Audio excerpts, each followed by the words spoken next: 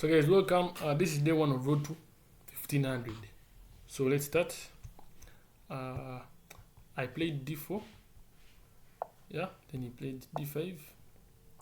Then the most common move is bishop to f4, but this time I said let us experiment. So I played knight to f3, and then he played that, which is a very common move. Then I finally put the bishop out. Then he played that. Like, I think this is the most principled move according to me, so it's what I played. So I played it.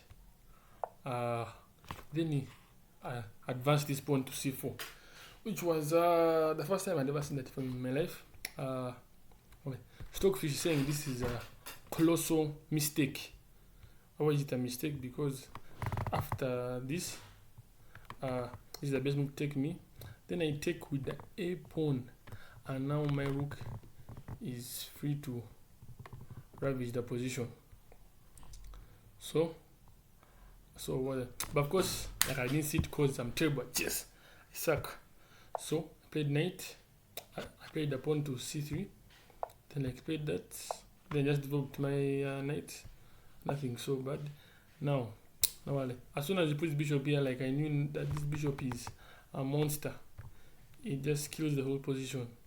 So then I said my top mission is to move that bishop in one of my next moves. But before, I didn't first finish developing. So I played the bishop out. Then he played that.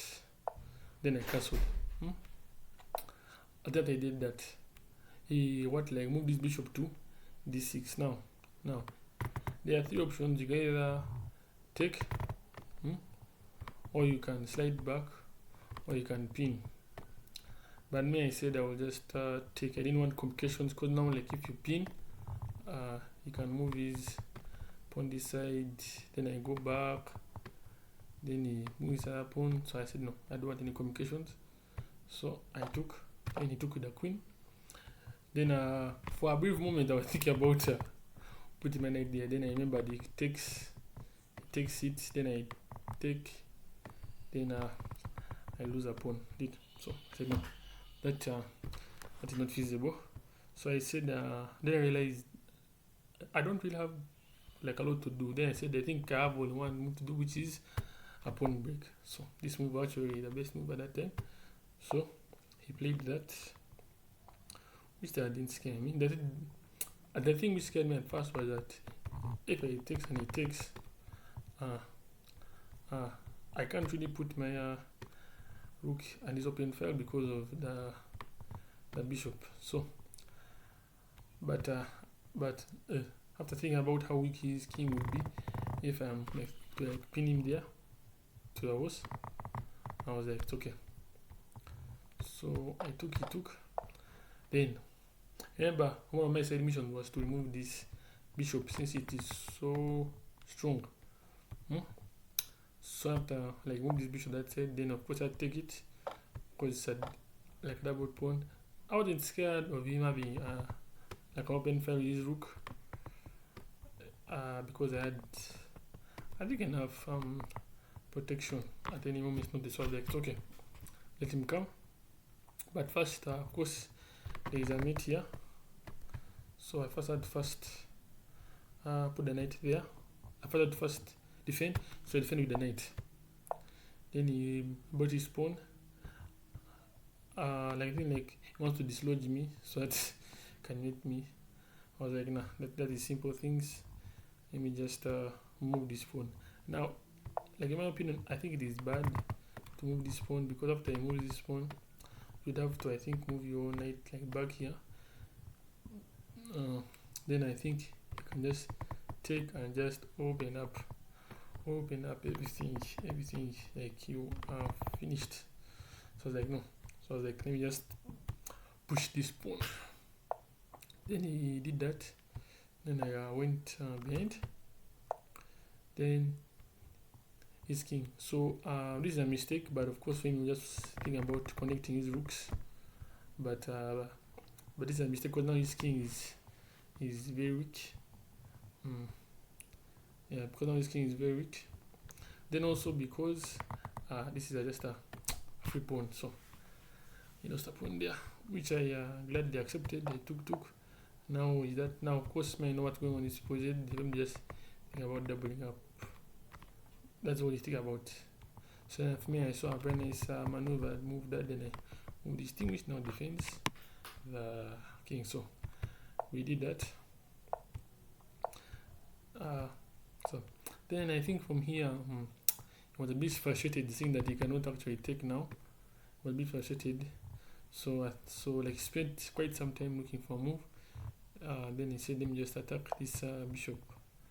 So I moved back. Then he did that. Of course, now I want to open up the position.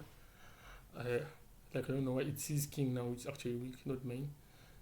My king is very strong. So maybe I think which have been so bad was if his knight was, I think, here. I think pushing one way down there. It would have been a nice blow, but currently that knight is there. So I think a move I had was this. I wanted at least have some sort of counterplay along this. My plan was to actually come here. Yeah, when I come here, I think I have a very nice pressure along here. So yeah. So as of that, I think he just put there. Now there's that. I don't know what he was thinking about when he played this queen move. I think he wanted to just check me. Like one mover it is. Daniel always says one mover it is.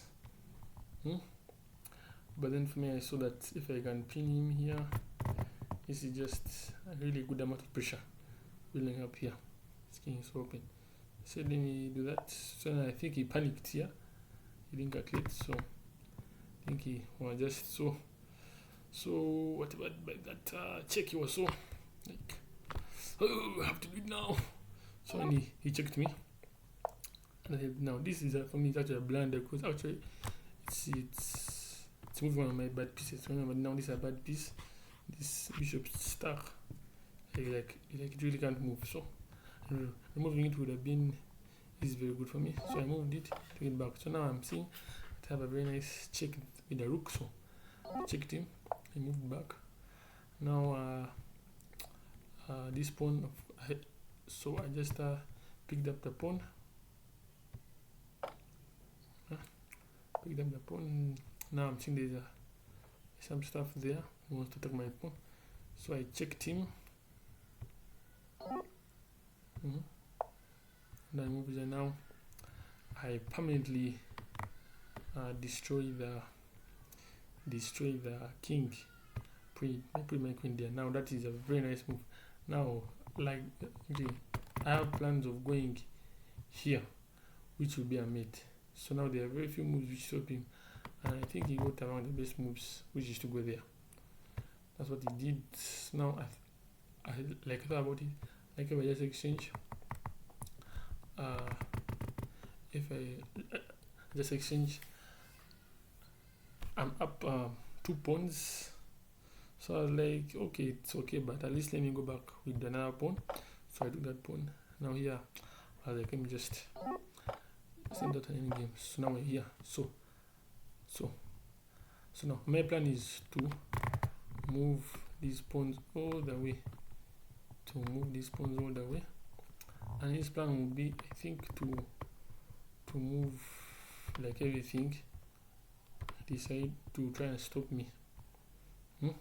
So that's what we end up doing. So he moves there, I move there. So now, but I think this is a bit of a mistake, because now this just allows me to by force exchange the rook, because now he cannot really do anything else. If he goes somewhere else, my rook will come and check the king all the way up there. So he had to take me, which he did.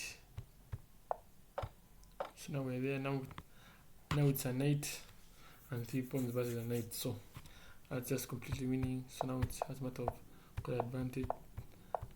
The interesting thing that came here was when I played this move, I realized that once it goes there, I can't really make progress really so much because this pawn is hanging, and remember it's by two things. So I first move this pawn. So once I move this pawn, he moved that, which for me seemed like a very, very, very good move.